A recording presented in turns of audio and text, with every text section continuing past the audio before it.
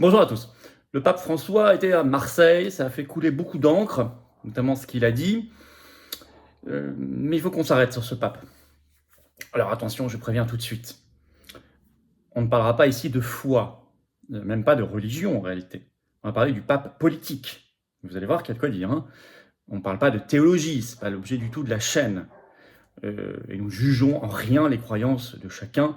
Bien évidemment, nous avons un très très grand respect euh, pour chacun et pour la foi. Mais le pape est un personnage politique d'abord parce qu'il est chef d'État, bien sûr, formellement, du Vatican, et aussi parce qu'il ne faut pas le nier, il a une influence, il est écouté par beaucoup de monde, il est relayé, il est très médiatisé, on l'a encore vu à Marseille, et c'est ce pape que nous découvrons depuis quelques années, européiste, vous allez voir, mais vraiment, vraiment très européiste, mondialiste, covidiste.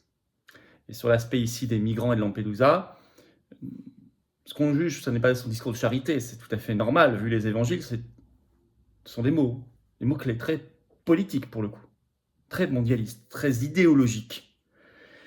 Voilà ce qu'on va voir dans cette vidéo. Tout n'est pas d'un bloc, je ne sais pas, parfois il y a des propos qui sont contradictoires avec cela, il faut le dire aussi, mais il y a quand même une tendance, une coloration générale très très forte vers le mondialisme, qui laisse penser que le mondialisme s'infiltre partout. Voilà, l'objet de cette vidéo elle est importante. Elle est un peu différente, mais vous allez voir finalement non pas si différente que ça. L'angle est différent. Partagez-la, n'hésitez pas à la relayer. N'hésitez pas à lui donner de la force en vous abonnant à cette chaîne YouTube. Vous cliquez sur s'abonner ou vous réabonnant si YouTube vous a désabonné. Ça arrive, alors là en ce moment il y a foison de désabonnements mécaniques par YouTube. Allez voir, réabonnez-vous, c'est un clic, c'est gratuit, c'est en dessous. Et plus vous êtes abonné, plus les vidéos sont référencées, ont de la force grâce aux algorithmes de YouTube, sont recommandées, deviennent virales. Voilà, c'est comme ça qu'on touche de nouvelles personnes. Donc grand merci à vous pour cette petite seconde, ce petit clic qui aide tant la chaîne. Et vous-même, vous appuyez sur la petite cloche à côté, comme ça vous êtes notifié dès qu'il y a une nouvelle vidéo ou un nouveau direct sur la chaîne. Nos rendez-vous samedi 7 octobre, rendez-vous Paris 14h, place du Palais Royal, grande manif nationale pour le Frexit et la sortie de l'OTAN, notre libération, notre avenir, nous et nos générations qui viennent, nos enfants, nos petits-enfants. Soyez là, organisez-vous, soyez très très nombreux. Je suis le jeudi 12 octobre au soir dans le Var, Fréjus, grande réunion publique, 5 € l'entrée, on fait vraiment le moins cher possible, et parce qu'on vous offre en plus un verre de l'amitié pour discuter, je fais une dédicace, une prise de parole. Fréjus, salle Saint-Égulphe, Charles-Denis, jeudi 12 octobre, rendez-vous 19h. Contactez référent83@les-patriotes.fr pour information là-bas. Il n'y a pas besoin de réserver. Voilà, je vous attends, patriotes. J'ai besoin de vous. Vraiment, j'ai besoin de vous. Le combat de vérité, le combat de liberté, le combat de souveraineté, de dignité, de paix, anti-oligarchique à 150%, complètement de résistance, humaniste, humain et patriotique a besoin de vous. Voilà, venez dans le plus grand mouvement souverainiste et de défense des libertés de France qui s'appelle les Patriotes. Venez dans le combat concret. Chez nous, c'est concret. Il y a de l'action concrète. On vous en propose du rassemblement et de la cohérence et de la constance et de la ténacité. J'ai besoin de vous. Le lien pour adhérer, réadhérer, c'est le premier sous la vidéo en description. Ce lien, je l'ai mis en commentaire épinglé. Une petite fiche maintenant sur l'écran. Et dans les dernières secondes de la vidéo, j'ai mis également le lien sur l'écran. Choisissez. Faire un don de soutien au mouvement est également vital. C'est le deuxième lien sous la vidéo en description. Pourquoi vital? Parce qu'on n'a pas les millions d'euros d'aide publique qui coulent sur nous. Or, on fait. Ça coûte très très cher. Chaque manif, c'est près de 10 000 €. Pour info, celle du 7 octobre qui arrive. C'est comme ça, sécurisation, affiches, tracts, sonos, etc., etc. Bon. Et puis, les dons, les réadhésions sont défiscalisées aux 2 tiers. Pour vous, profitez-en. Profitez-en vraiment. Et vous serez bien accueillis. Je suis heureux de me battre à vos côtés.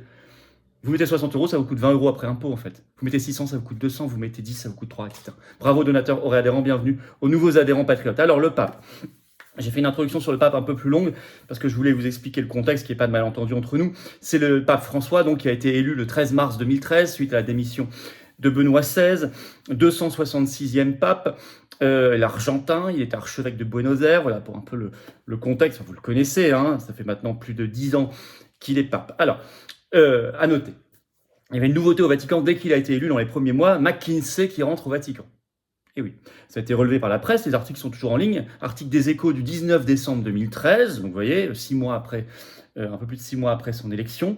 Le titre, le Vatican demande conseil à KPMG et McKinsey. Je vais vous lire le chapeau, que vous compreniez bien, de l'article. Le Vatican a sélectionné jeudi 2 grands cabinets internationaux. Le premier KPMG pour moderniser ses procédures comptables et financière. Le second, le cabinet de conseil américain McKinsey, l'aidera à moderniser sa communication et ses relations médias. Et l'article précise que déjà en novembre 2013, un mois avant, ils avaient déjà passé contrat avec un autre cabinet américain, Ernst & Young. Ça, c'est un contexte. Alors ça a choqué un article du Figaro quelques mois plus tard, dira qu'au sein du Vatican, le recours à McKinsey choque. En tout cas, il épouse beaucoup des combats mondialistes. Et notamment le pape, alors ce pape François était ultra covidiste, avec des choses graves. Tous les articles sont encore en ligne, je vais vous les citer. 18 août 2021, donc en pleine folie, France 24. Le titre, Covid-19. Le pape François appelle à se faire vacciner, évoquant, entre guillemets, un acte d'amour. Je le cite, grâce à Dieu et au travail de beaucoup, nous avons maintenant des vaccins pour nous protéger du coronavirus. Et il a parlé effectivement d'un acte d'amour, le fait de l'injection Covid. Par ailleurs, il a participé le 8 mai 2021 au concert Vax Live pour officiellement accélérer la vaccination. Et ce concert a été ouvert. Alors, il était ouvert, il y avait 22 000 dans le public, 22 000 spectateurs, mais il devait obligatoirement être vacciné Covid. C'était interdit aux non-vaccinés. Et il était dans ce concert Vax Live aux côtés de Joe Biden, Emmanuel Macron ou le prince Harry. Il y a eu d'autres éditions, vous avez retrouvé également Justin Trudeau et Ursula von der Leyen. Ce concert est organisé par, j'avais fait une vidéo d'ailleurs à l'époque, un truc mondialiste financé par des grandes multinationales, des grands labos et des banques qui s'appelle Global Citizen. Bon. Il allait encore plus loin. Article La Croix du 26 mars 2021, Covid-19, le titre. Covid-19, le Vatican va vacciner 1200 personnes parmi les plus pauvres avec le sérum Pfizer, est-il précisé, dont le Vatican a déjà acheté 10 000 doses. Dépêche AFP du 15 septembre 2021. Il a traité, je cite, de négationnistes les cardinaux qui ne voulaient pas se faire injecter Covid. Ce sont des termes très lourds. Tribune de Genève, article du 2 octobre 2021. Le titre, les gardes suisses ont le choix entre le vaccin ou la porte. Au Vatican, le vaccin Covid devient obligatoire pour les gardes suisses. Sinon, ils sont suspendus. Ça nous rappelle des choses tristes. Et certains l'ont été, 3 même démissionné. Le vaccin ou la porte. Pour ses propres gardes suisses qui, vous savez, assurent la protection du pape. Il est allé très loin. Très très loin, et c'est vrai qu'on entend différemment aujourd'hui ces appels à la charité quand on voit ça, ou à l'entraide. Bon. Le deuxième axe qui est vraiment très mondialiste, c'est qu'il a une obsession. J'ai retrouvé des tas de déclarations sur les années et des années qu'on ne voyait chez aucun autre pape. Une obsession contre les nations et pour l'Union européenne. Il est obsessionnel, comme le discours mondialiste, dans son discours contre les nations. Alors, il ne dit pas la nation, il dit toujours les nationalismes, etc., les égoïsmes. Vous connaissez ces mots, les européistes et les mondialistes disent les mêmes mots. Florilège, non exhaustif. Je vais vous citer plusieurs articles. Le Point, tout ça est encore en ligne. Le Point, 12 avril 2021. Le titre, à Athènes, le pape François charge les égoïsmes nationalistes. Radio-Télévision Suisse, RTS, 29 avril 2003, c'est pas vieux. Le titre, les nationalismes recommencent à gronder, déplore le pape lors de sa visite en Hongrie. Hongrie étant en plus vous le savez, dans le viseur des mondialistes. Le Figaro, 7 janvier 2019, un peu plus ancien. Le titre, pour le pape François, les nationalismes minent le multilatéralisme.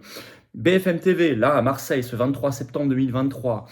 Il le cite, des nationalismes archaïques et belliqueux veulent faire disparaître le rêve de la communauté des nations. Il y en a plein d'autres. Et puis, très européiste. Tribune de Genève, 28 avril 2023, le titre, le pontife appelle à retrouver l'âme européenne. Et il y a une rétrospective de son engagement pour l'Union européenne qui a été faite par le média catholique KTO TV. Il avait fait ça, et c'est toujours en ligne, le 23 septembre 2021. Le titre, c'est « Le pape François et l'Europe », et c'est très intéressant. Alors, il précise, parmi ses premiers voyages en Europe, le pape François a rendu visite aux institutions européennes. Il a tenu à faire cela. Il cite également Robert Schuman, père fondateur de l'Europe, mais aussi à la Libération, vous le savez, en France, frappé d'indignité nationale, qui a voté le 10 juillet 40, comme vous le savez, les pleins pouvoirs à Pétain. Robert Schuman a été reconnu vénérable le 19 juin 2021. Par ailleurs, il précise aussi, en 2016, Le pape François a reçu le prix international Charlemagne 2016. Alors Charlemagne, c'est un prix européiste, très européiste, qui vise à récompenser d'ailleurs ceux qui œuvrent pour l'unité européenne, comme ils disent.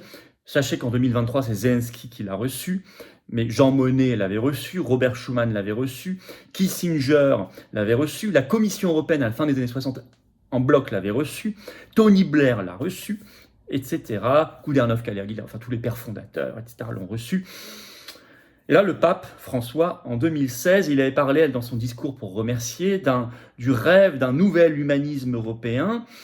Et il avait même un projet pour l'Europe, il l'a déclaré en 2021 en Slovaquie, je vais vous lire un extrait. Il y a le danger que l'Union européenne devienne seulement un bureau de gestion, cela ne va pas, elle doit chercher ses racines et les porter de l'avant. Vraiment un discours pour l'Union européenne. Et puis le JDD, dans un article du 6 mai 2016, 3 ans après son accession au titre de pape, le titre « La leçon d'Europe du pape François aux dirigeants de l'Union européenne », avec cette phrase incroyable, écoutez bien, « Les projets des pères fondateurs », je cite François, le pape François, « les projets des pères fondateurs, héros de la paix et prophètes de l'avenir, ne sont pas dépassés. Ils inspirent aujourd'hui plus que jamais à construire des ponts et à abattre des murs. » Prophètes de l'avenir, héros de la paix. Là, on parle de Schuman, Jean Monnet, les pères fondateurs, c'est eux, Koudernov, Kalergi, etc. Vraiment, européiste assumé, et en plus, avec un discours parallèle contre ce qu'il appelle les nationalismes. Mais quand il cible les nationalismes, il cible les nations, en réalité, si vous l'écoutez bien. Alors, sur l'immigration, il est aussi dans le rêve mondialiste. C'est un discours très affirmé lors de sa visite là en France à Marseille. Mais déjà le 6 mai 2016, il déclarait « Je rêve d'une Europe où être migrant ne soit pas un délit ». Il dit « L'identité européenne a toujours été une identité dynamique et multiculturelle ». Alors le terme multiculturel, il est très connoté mondialiste. Multiculturel, c'est un terme non pas évangélique, c'est un terme très mondialiste. Là, à Marseille, ce 22 septembre, il se déclare contre l'inaction, et dans son discours relaté par Le Monde, qui s'en est émerveillé d'ailleurs, Le Monde du 23 septembre, je cite, « À Marseille, le pape François lance un appel vibrant en faveur des migrants, parlant de devoir d'humanité et de civilisation. » Et alors, là, vous me direz, oui, évidemment, attention, nous aussi, on le dit, on ne laisse jamais personne mourir. S'il y a des gens qui sont en train de se noyer, il faut évidemment les secourir. Nous avons tous un devoir d'humanité, et il est normal qu'il le rappelle, vu les évangiles et vu sa position. Mais comprenez bien qu'ici, moi, je parle du pape politique. Quand il parle être migrant ne doit pas être un délit, on est dans autre chose. Là, il va contre des lois. Quand il dit ça doit être une identité multiculturelle, il est dans un truc très idéologique. Il n'est plus simplement dans la charité. Et quand vous allez voir, à Marseille, il rencontre les ONG, qui sont quand même poursuivies en justice, par exemple en Italie, parce qu'il y a pour certaines d'entre elles des problèmes avec les passeurs, les mafias, c'est de la traite d'êtres humains, là, on parle de traite d'êtres humains. Il va les voir, il les félicite. Là, on est dans autre chose, on est dans un message politique. Je cite Le Monde. Assis face à des représentants d'associations d'aide aux réfugiés, et notamment des sauveteurs en mer, le pape leur a réservé un petit mot improvisé sortant de son discours écrit. « Cela me fait plaisir de voir ici ceux qui partent en mer pour sauver les migrants. » Il ajoute « Ceux qu'on empêche si souvent de partir les sauver », a ajouté François en référence aux blocages légaux régulièrement imposés aux bateaux de sauvetage par le gouvernement italien. Des obstacles qualifiés de gestes de haine contre le frère par le chef de l'Église catholique. Des mots salués par l'association d'aide aux migrants SOS Méditerranée, financée par l'Union européenne. On espérait des paroles fortes, mais ça va au-delà de ce qu'on pouvait espérer, a déclaré François Thomas, le président de l'organisation. Là, c'est une visite très politique. Et évidemment, Soros approuve, et sa fondation et ses ONG. Ursula von der Leyen approuve. Vous comprenez bien.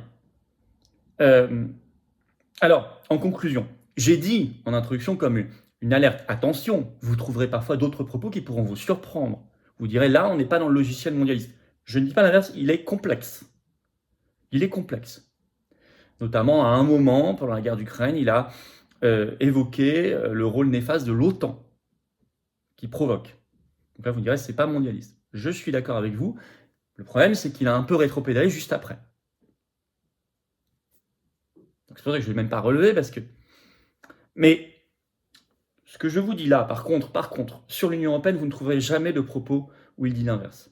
Sur le covidisme, jamais il ne s'est montré anti-covidiste ou pour la liberté.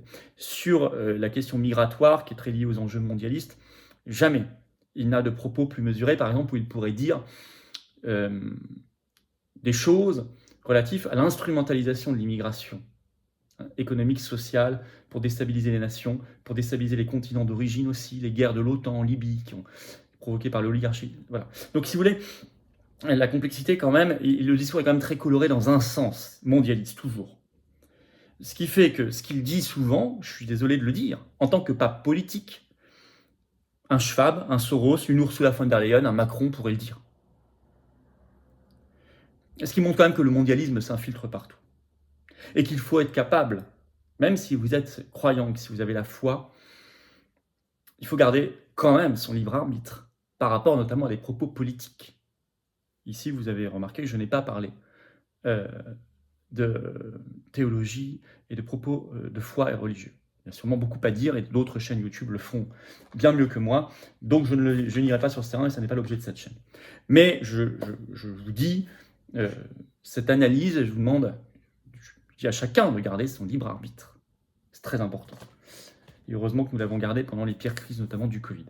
Voilà ce que je voulais vous dire. N'hésitez pas à partager cette vidéo si cela vous intéresse. Je vous en remercie par ailleurs, par avance. Vous mettez aussi un commentaire, un pouce en l'air, ça aide beaucoup. Et surtout de s'abonner, un petit clic en dessous. C'est gratuit, c'est instantané. Notamment si vous venez de découvrir la chaîne ou si vous êtes un ancien pas encore abonné ou si vous avez été désabonné par YouTube, vérifiez ça. Réabonnez-vous, c'est un clic, c'est gratuit. Ça aide beaucoup au référencement de la vidéo et de toutes ces vidéos. Donc grand merci. Samedi 7 octobre, rendez-vous Paris, 14h, place du Palais Royal pour le départ du grand cortège national pour le Frexit, la sortie de l'UE donc, et la sortie de l'OTAN. Prospérité, sécurité, paix, avenir. Voilà, je vous attends, ouvert à tout le monde, hein, adhérent ou pas. Je vous attends, patriotes, j'ai besoin de vous. Voilà. J'ai besoin de vous. Cette carte orange, c'est l'espérance. Cette carte orange, c'est l'avenir, c'est la résistance, c'est la transcendance. On se bat pour des choses qui nous dépassent. Le beau avec un B majuscule. L'amour de la France éternelle, l'amour de l'humanité. Humaine, vraiment. C'est anti-oligarchique, on n'a pas d'aide, on n'a pas les soutiens médiatiques, on n'a pas les soutiens bancaires, on n'a pas les soutiens de millions d'euros d'aide publique, rien. Mais on fait, et on va faire, on continuera, on lâchera rien, jusqu'à la victoire, jusqu'à la libération. J'ai besoin de vous. Adhérez, réadhérez, c'est le premier lien sous la vidéo en description, ce lien est également commenté épinglé. Dans quelques secondes, le lien apparaît sur l'écran. Faire un don de soutien au mouvement pour lui permettre de faire plus d'affiches, plus de tracts, plus de manifs, plus d'opérations coup de poing, plus de tout chaque jour. C'est le deuxième lien sous la vidéo en description. Le don, l'adhésion, la réadhésion sont défiscalisés aux 2/3 pour vous. Aux 2/3. Bravo aux donateurs, aux réadhérents, bienvenue aux nouveaux adhérents patriotes du fond du cœur et vive la France.